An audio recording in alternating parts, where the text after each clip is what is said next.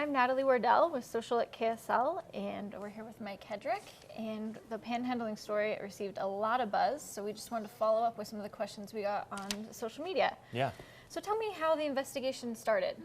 Well, I have, as many people may or may not know, I used to work in Salt Lake years ago, and I went to Denver for a few years, and then I came back about a year and a half ago. So when I came back, all of a sudden, I'm driving along I-15, and all of a sudden you see panhandler after panhandler after panhandler. And so it seemed like there was an explosion of people who were begging for money on the side of the street. So for me, that just, for most of us, it triggers a question: who are these people? What's their story? And so that's what got me really going on it. Do we know why panhandling has increased in Utah in the past few years? It's a good question. I've talked to a number of people who work within the city leaders, and no one knows for sure. It's hard to quantitatively put a number on. This is how many we have this year as opposed to last year or last month even. They come and go, they switch different spots. So that's a tough question, but I think visibly, people that I've spoken to, and both with the city of Salt Lake, others like Pamela Atkinson who work with the homeless, no one really knows for certain why, other than the fact that I think Utah is very giving, very generous people live here, and that's why. I mean, they tug at your heartstrings. You go there and you see someone said, hey, I'm trying to feed my 3 kids, I don't have a home. You want to give. I mean, you're not human if you don't want to give and help people out who are in a difficult situation. So one of the reasons you may see more and more of them is because they're getting money. They wouldn't be on the corners begging for money if they were not getting it. So that's one of the reasons that it's probably increased as well. That's more of observation. It's hard to numerically put a number on that, but anyway, that's observation from me as I've spent 5-6 months on this story, and other people who I've talked with as well. One question we got a lot when we asked the question out on Facebook was, did you find any people that were legitimately in need as they were panhandling, anyone who was doing this because they were homeless? Well, yeah, and let's not confuse homelessness with panhandlers, because that's one of the things I think sometimes we use those synonymously, and that's not the case. Not all panhandlers are homeless. In fact, a majority of them are not homeless, or what they say on their side. And what you'll find a majority of the time too, those who are actually homeless aren't the ones who are out there holding a sign on the side of the street. And so let's not confuse those two. That's something that I've gotten a lot of emails, and I think there's some confusion with that. I followed for months. I followed probably 10 people consistently. Some came and went, and so it was hard to track them and find out what their situation was. But 10 of them that I could say I strongly was able to consistently follow and see what their routine was. Not one of them was completely honest with me or telling the truth. Were there some truths to their story? No question. Some of them had a little bit of truth, and it was surrounded by lies. But no, not one that was completely in the situation that they were portraying on the street.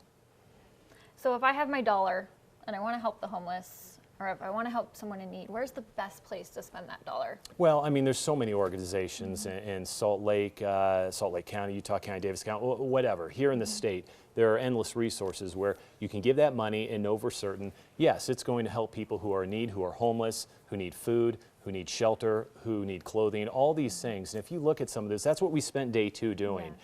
For any of our viewers who watched or looked online as well, we spent every newscast showing you where you could put your money, send your money, donate your money, so it's actually going to help people who are in need. And you know for certain, clear conscience, that yes, it's going to where I want it to be going, as opposed to sitting there at the light where you're sitting for 30 seconds and you're like, all right, they look like they're in a tough spot. I want to help them out. I really want to help them out, but how do I know that my money is going to actually go to what they say it's going to go towards? The story was not meant to tell people how to spend their money or donate their money, who to give it to.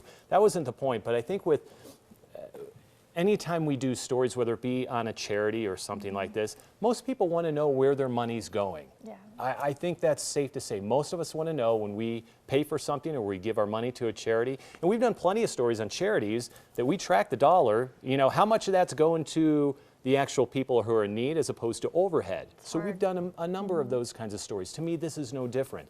You're giving to a charity, so to speak, with this person who's begging for money. How much of that dollar is going towards food and clothing, like they say it's going towards, as opposed to maybe drugs, sex, something else, who knows?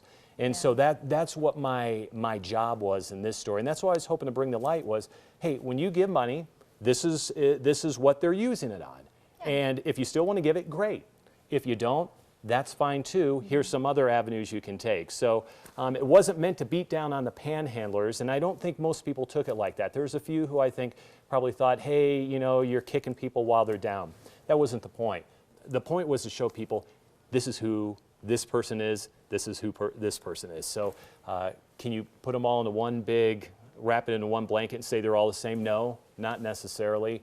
But as I said, with a lot of the people that we followed, there was a little bit of truth to their story, and it was surrounded by a lot of lies. It's hard. Now, as panhandling becomes a problem or becomes an issue that we look at, are there any cities doing things to look at the problem seriously, or are there any cities? Yeah, I think Provo, we've seen Provo do that, and they've really kind of kicked things into high gear over the end of summer and coming into the fall. And what they basically did with, they were having issues in downtown Provo, and so what they did was they made a law that you cannot give money out your window of your car. So they're looking at the issue on the other side, not with the panhandlers, but with the people. With the people, and it's more of a safety. For them, it was a safety issue, and that's how they did that. And it was a safety concern, and it can be. I mean, think about it. All of a sudden, someone's, you know, you got a light, panhandler right there. You got the person who's 5 cars back is like, okay, I want to give them $5. So green light, you go on moving through. All of a sudden, they slam on the brakes.